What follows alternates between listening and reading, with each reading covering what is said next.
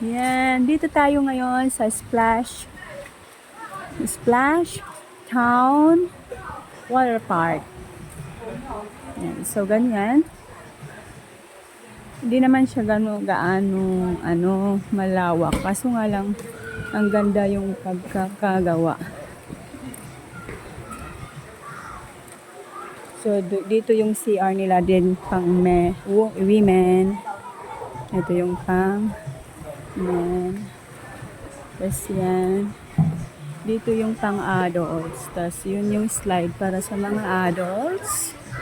And yung doon sa kabila pwedeng kids. Dito na yung pinakamalalim. Kung nasaan si Oliver kanina, doon yung pwedeng pag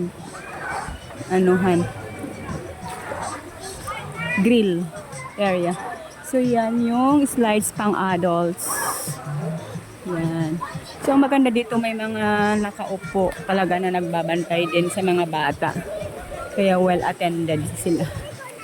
So dito yung pang kids pa atin.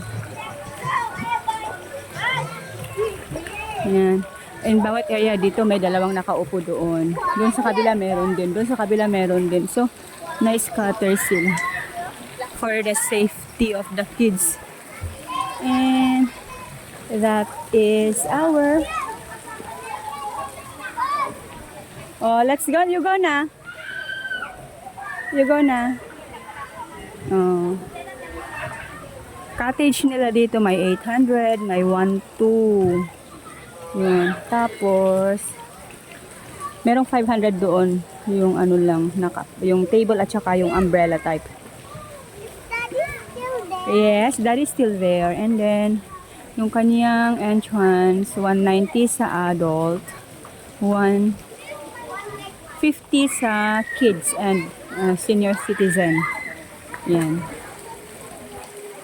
So, si Gwen, 4 years old siya. Kaya naman niya yan. Pwede siyang tumayo dyan sa mababaw lang siya. Talagang pang kids. Yan, so far, galing-galing. Ganda. Pang second time namin na pumunta dito. Noon, ewan ko kung anong taon yun. Pumunta rin kami dito kasi may family gathering din. Yan.